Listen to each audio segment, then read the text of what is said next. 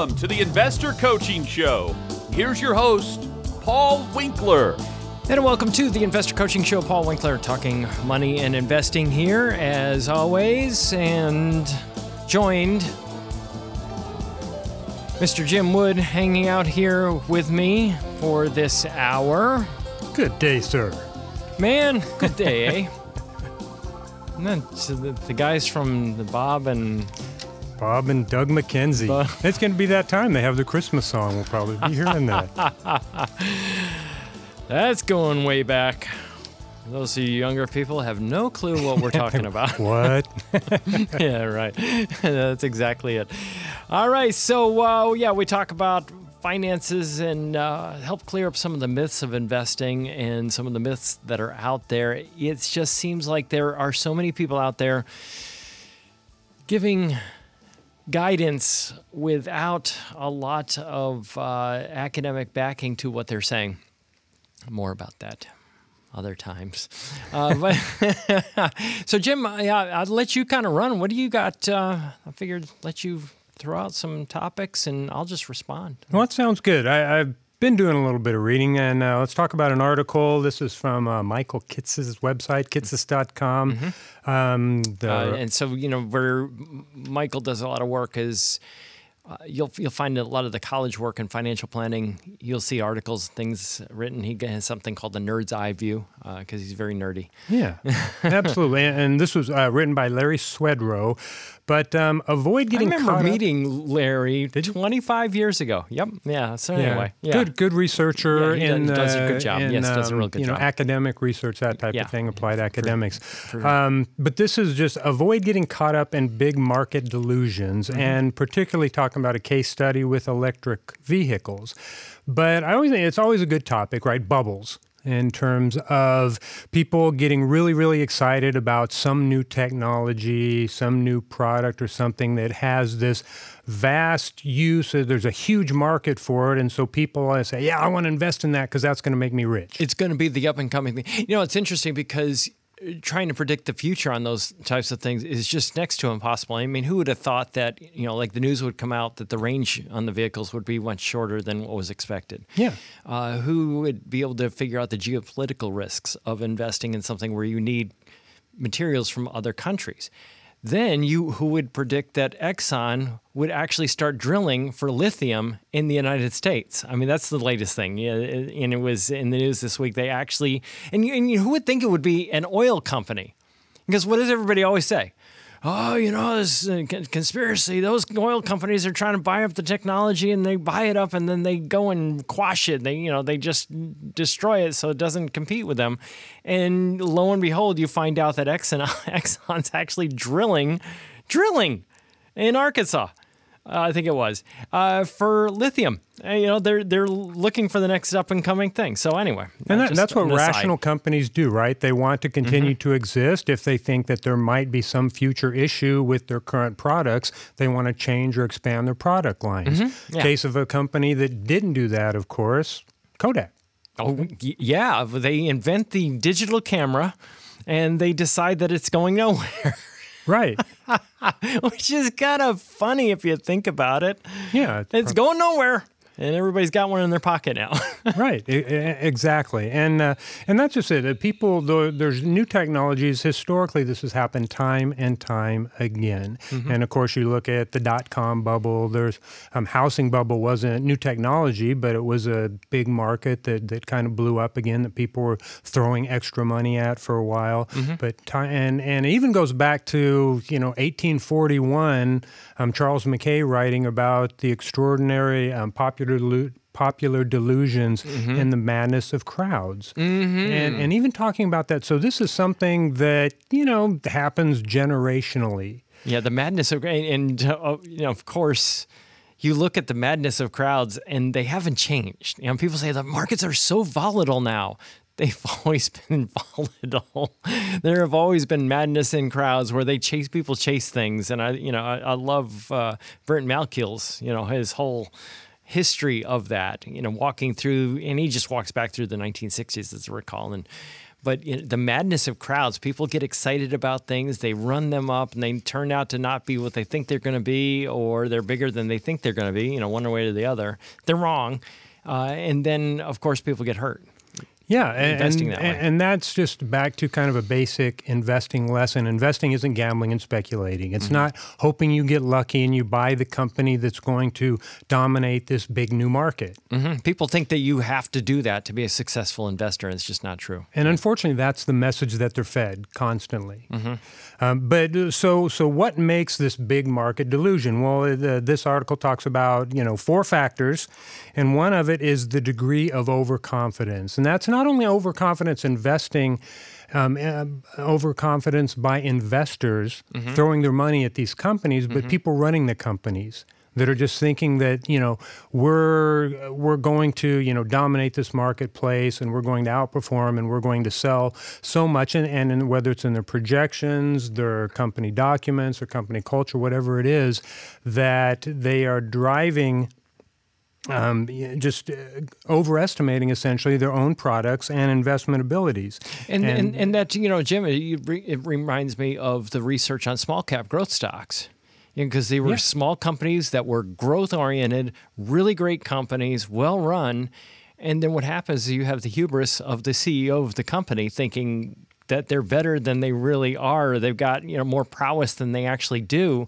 And oddly enough, that's one of the things that's in the data that doesn't seem to make sense to a lot of us, is that small growth companies have had a lower rate of return from the 1920s than large companies have in any asset category, any area of the market in large companies. And it's that hubris, right? Yeah, officially known as the small cap anomaly. The size of the market. So too, when they're looking out at looking at the potential, like this is something that everybody could use, like in this case, talking about electric vehicles. And of course, it's not even mentioned in this article, but of course, what this gets me thinking about is what's the latest craze that this completely describes is artificial intelligence, right? Okay. Yeah, I mean, So it's just, it's everywhere now. All the companies are getting into it, and tech companies were getting much, much higher valuations. Their stock prices were going up because of the potential, and they're not, necessarily bringing in any revenue or anything from artificial intelligence yet, but it's just like, these companies, this is going to integrate and this is going to change everything. And it may very well change everything. Right. Well, and it was like technology in the late 90s. It was, I would watch TV and I would just be shaking my head and go, this is the craziest thing going on out there. But bad news kept the market going up. If there was bad news, it kept the market going up because people were so worried about the pricing and what the Fed was doing back in that period of time as well. Sound familiar? But people were looking at technology and go, man, this stuff is growing by leaps and bounds, and look where this could lead if it keeps going.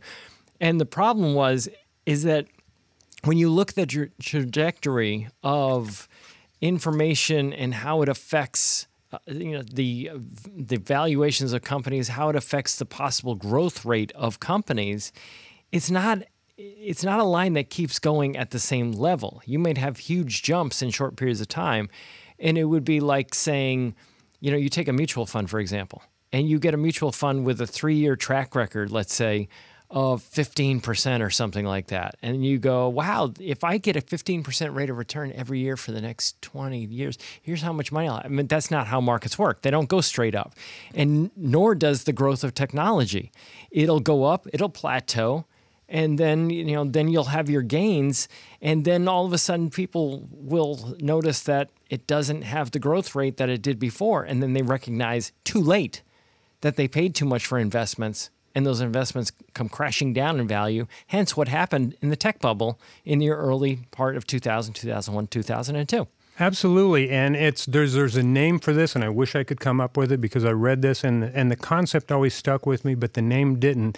But it's essentially looking at the impact of new technologies that the market tends to overestimate its initial impact, and that's think of the the dot-com bubble, and all the money that was thrown at companies that crashed and burned 80%, in the early 2001 and 2.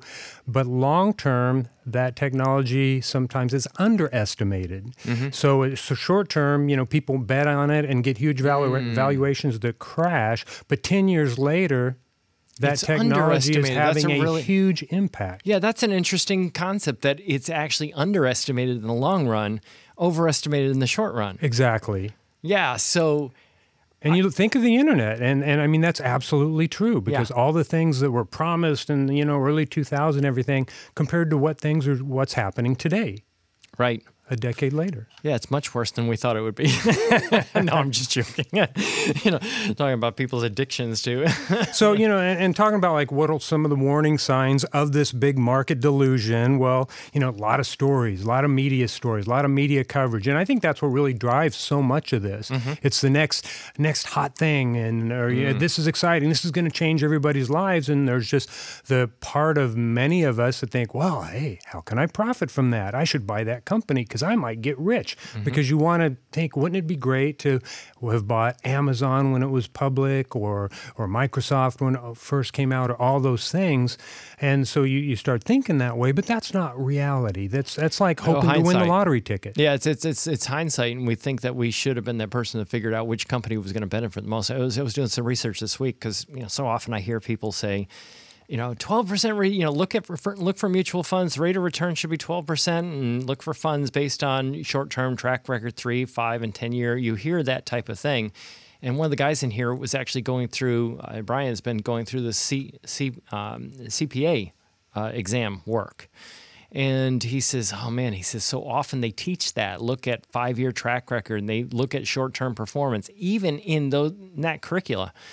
And it's really bad advice, because you look at a fund that has had good past performance, they don't go on to repeat, is the number one thing that we find. But the thing that I thought was really interesting, and I called them Morningstar, because they track virtually every mutual fund known to mankind, even funds that are sold outside the United States, ETFs, separately traded accounts, separate accounts and things like that. And what I wanted to do, Jim, is I wanted to see if you look back through history, how many funds have actually had that rate of return? Going back to, and I just arbitrarily chose the year 1970. How many funds were available from 1970 till now, and how many funds have actually had that rate of return? And the answer, I didn't know how many there'd be. What, about like 14,000 mutual funds out there now, something like that? Yeah, I think twice that. Well, I'm looking at single share classes, without looking at multiple share classes. But you look at that and you say, how many funds actually had that rate of return back to 1970? And the answer was 2. And you go, well, what are your odds? 2 out of maybe if you're talking 28,000 mutual funds or whatever, what are your odds that you would have bought one of the 2 funds that had that rate of return, and B, held on to it for that entire period of time? Right, and you didn't get it near the end when they had that great track record, and that's what happens with so many of these funds that get on a hot streak. People will pile into them after they've had the track record, but they never get that track record. That's right, that's exactly right. Yeah, they look at something and go, wow, look at this, look at the return of this, and they assume it's going to continue on. But what people don't recognize is where that comes from is from the sales side of the investing industry. If I can show you the track record of a mutual fund and you go, wow, this had a really great return, you're more likely to buy it because you think it's going to continue, because you're subject as a consumer to the same biases. Now, the investing people are subject to it because it moves product. It gets you to invest. It gets you to buy what they're selling. But you would be because you want to go toward it, because instinctively we want to go toward pleasure. And people don't recognize that's not what you look at, track record, but it's so often taught. And this would be a perfect example of, we look at something like a technology coming on and say, wow, look at what it's done so far this decade. And look at this, how it's going to impact the world.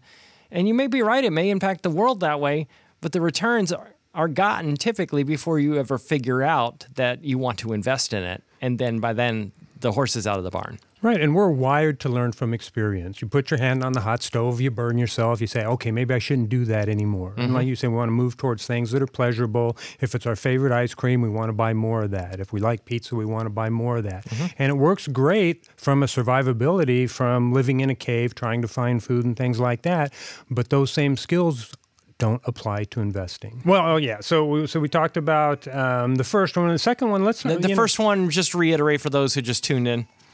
I can do that. That's the overconfidence. Big market stories, meaning that you see every time you open up the internet, your browser, or look at any magazines or something, they're talking about these companies or this technology. And think artificial intelligence right now. That's a perfect example. So kind of the bias would be availability. I think that would be under that. That you have, that's what's in front of you? Yeah, absolutely. I think that's a good way to phrase it. Okay. So number 2, blindness to competition. So a lot of times, even when you're hearing about this stuff, you're always hearing about some company that's kind of either the leader or the most well-known or has a personality attached to it or something.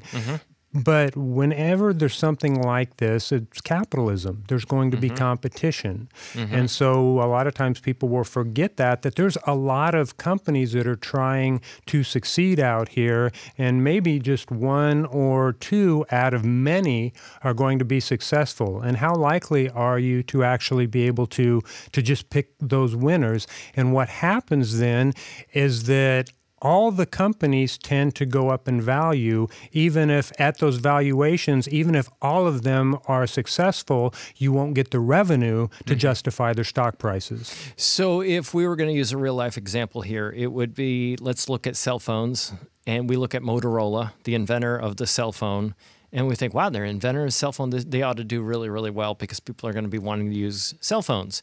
Now, you wouldn't have necessarily thought that Apple or Nokia would be the 2 companies that would be battling it out regarding cell phones. You would think the inventor of that cell phone, and you don't think about the competition being well, it was, look at the competition. I mean, it was just crazy how these few companies battled it out, but we don't remember the losers in the battle. We only remember the winners, and it's kind of like whatever, we often teach at workshops. Well, it's the companies they choose us. And along those lines, that's actually part of an example that they talked about in this. But you think about Palm Pilot. Yes, I used to have one. Yeah, I actually used to. People laughed at me. I had a Palm Pilot. I was one of the earlier adopters. I was a late adopter and actually kept it longer after people had actually moved on to other stuff. But that was spun off by 3Com at a valuation larger than General Motors. Fascinating. But after only a few years after that, though, they were out of business. That's incredible. Because of what an amazing statistic. Yeah, larger than General Motors. Right. That's insane. A couple years later, they're out of business because of BlackBerry. Yep. Okay. Yep. Which was itself soon on the ropes. Oh, I like that. Because of competition from Nokia. Nokia. Okay. Yeah. So it's just like, you never know where that disruption is going to come along the way. And so, again, it's just kind of making those big bets. Number 3. These companies are all about growth. And so rather than sometimes sensible business plans or putting aside their business models or ignoring them or deviating from them, they're pushing and pushing and pushing for growth, which hurts the long-term viability of the companies. And all of a sudden the companies go, as a video that we show our clients go, poof. Yeah, well, South Park. Right. It's gone. Yeah. And it's gone. No, we don't normally watch South Park around, but they do have a funny video about a bank. But yeah, so you look at that and say, wow, they're growing, they're trying to grow. And I think a lot of it is they're doing the best that they possibly can, but they don't necessarily know what the tastes and preferences of the public are going to be. So they may be growing in ways that are not necessarily where the public would like to see them go, but they're taking their best guess, but fashions change and tastes change.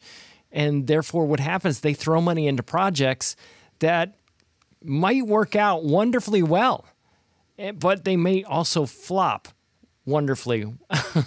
And not wonderfully, probably bad use of word. But anyway, so yeah, that is a challenge. Growth. You've got to grow or die. Yeah, and I think this fourth one is really related to number 3, a disconnect from fundamentals. And so the result of all that stuff is the companies throughout the industry become completely disconnected from their fundamentals, like earnings, revenue, and things that people measure a company's success by. And it's just all about potential growth, that type of thing. And to me, that's just describing the tech bubble. Right. I mean, there's lots of other examples about that. And it's hard to fault them for that in a way, because you can have a company that has a lot of expenses and they've got no revenue, and their company's stock may be selling for 100 times earnings. But all of a sudden, let's say that you get your expenses down just a little bit and your earnings up a little bit. You can be back into normal territory under 20 pretty quickly.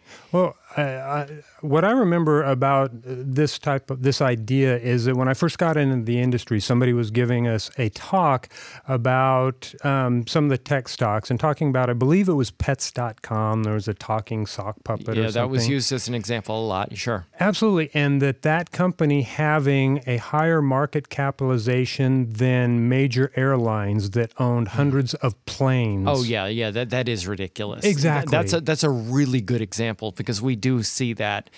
We even saw it with, remember GameStop? Yeah. Oh, yeah. The meme stocks. Absolutely. And that one went up like crazy. And then everyone's like, wow, is it going to keep going? And you go, good grief, what are you doing?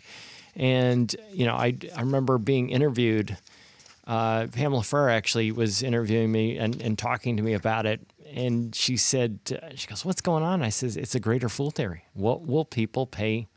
Who's the next person that might pay a little higher price for this thing, whatever it may be, than I did? Right. And then people think it's just going to keep going up, but there's no fundamental reason for it to be selling for what it's selling for, because what you're buying when you buy stock is you're buying the rights to the earnings of the company. You're also buying the assets of the company as well. So it's typically something we look at. We look at both of those things, book values and those types of things.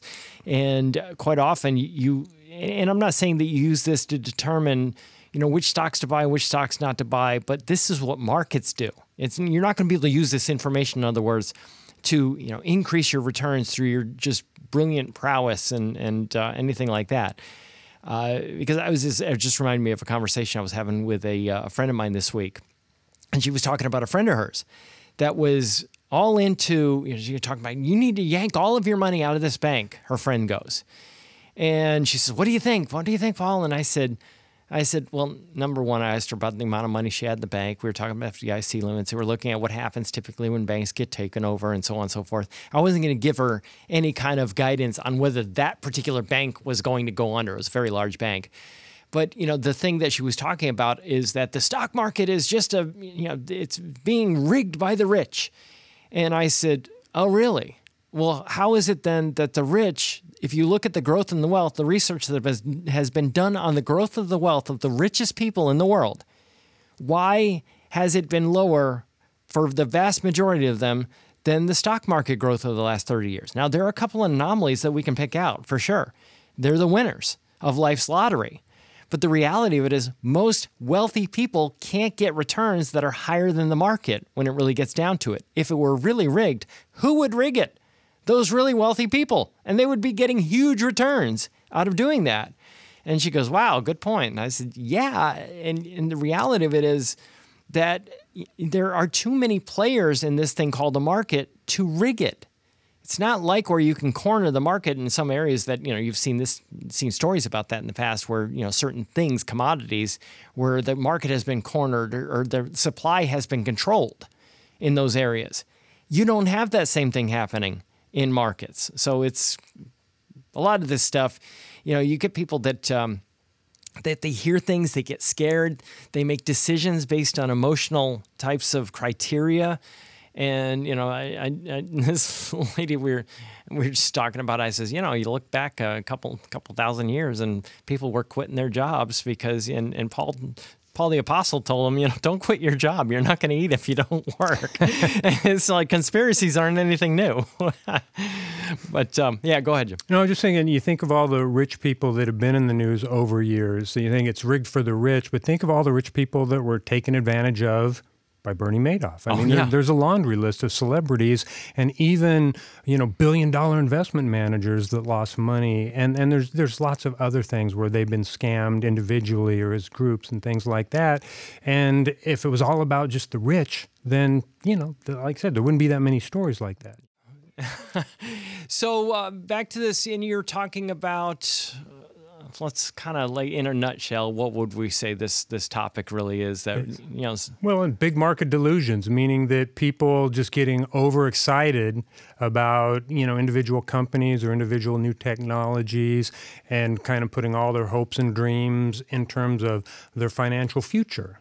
And people wanting to hit home runs, so investing in individual companies is typically where they hear about people hitting home runs, so they hope that they can be that person. Right. And they want to win the lottery. And as we pointed out so many times, we have had companies that we thought would be the winners that just didn't turn out to be the winners. But, and you were talking about electric vehicles as well. Yeah, and that was really the headline of this, and we've kind of talked through it, but we haven't really talked about the specifics about the electric vehicles. And a couple of studies that were done, academic studies, one, Big Market Delusions, Electric Vehicles by Robert Arnett, Bradford Cornell, and Lillian Wu, March of 2021. And then this just being some information from that. And the... electric vehicle industry has nearly the same market capitalization as traditional automakers, despite having only a small fraction of the revenue. Yeah, that is a perfect example of people thinking that something is going to be really big and betting. I mean, no other word to use, betting that is going to be the case. But so much of the data coming out right now, Chad was talking to me in the Goodlettsville office. He was reading something about, he goes, man, you see this, China's got us beat on this particular thing. And I says, oh, what is it? And he says, they've got these stations. And then you pull into the station, and it's kind of like pulling into a Jiffy Lube or something. And what happens, you pull in, they drop the battery out of the bottom of your car, I think it is. And then what they do is they put in a charged battery in its place. And what it reminded me of is, these propane tanks. You take your propane tank back. For the barbecue, sure. Yeah, and then you get a full tank and you bring that back and you just give up your old tank. And who cares? It's just the container holding the gas, and that's all it is. And that's the thing that they're doing. And I says, well, yeah, but, we still don't know if that's going to be the technology, simply just because of the fact that we have how many people they're looking at taking these batteries after they've lived their lifespan, and now we're having people in poor countries pull these things apart, and the impact of that. And then, Chad brought up the fuel. He says, think about, how do we generate electricity? Through a lot of times, it's unfortunately, it's through non-clean methods, and it just may not be the technology that wins the day. But people have been betting it on in a big way and driving the price of the stocks up to levels of companies that have been around for generations. Yeah, and you think of the, just kind of the technology you were describing, and you think of think of, Nashville or other big cities, and maybe 5% of the population, I don't know what the true number is, driving electric vehicles and something like that. But think about if it's 80%, how many of those stations where you have to drive in and get a new battery because your battery's,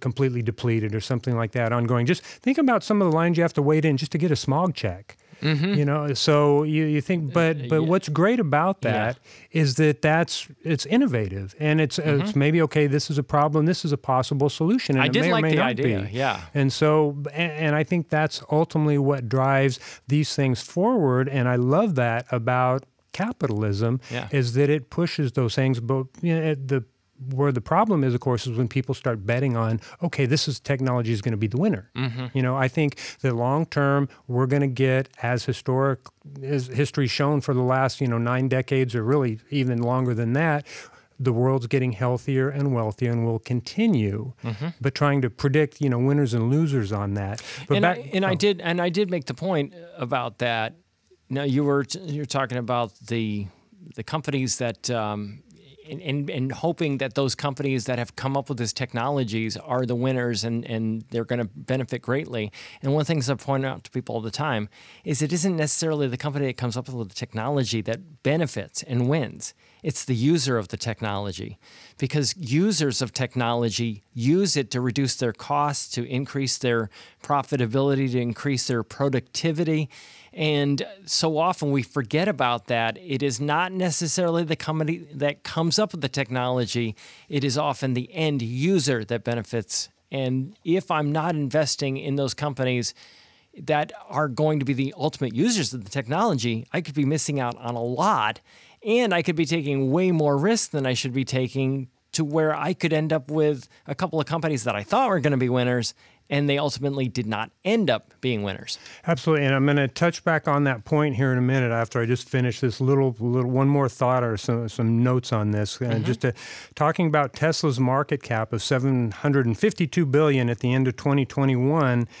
Tesla accounted for 75% of the total electronic vehicles group's market value, and this is from that Arnott paper. Such an immense market capitalization makes sense only if the expectation is that Tesla will come to dominate the entire auto industry, not just the EV market. Now that's really interesting, Jim, because you know what that makes me think about is who would step in if one company ended up being the company that dominated? The government. The government is, they're going to look at that and go, antitrust, you can't do that. So that doesn't even make sense to bet on a company in that way. That's fascinating. Sorry, keep going. No, and then just to finish that, such an achievement requires that both Tesla's brand and technology become so dominant that the company can earn profit margins that exceed those of a Ferrari on a level of production exceeding that of Toyota. Yeah, that's insane. So you look at some of these companies that come out with these boutique cars, and they only produce a few of them because that's all they have to produce, because they charge so much for them, because the people willing to buy them are willing to pay a price that is so high, more for prestige than anything else. You're not getting the entire world population buying stuff and overpaying for it based on prestige, especially when another company can come up with a product that you'll buy for less to compete with that. And of course they will. That's exactly the way it always works.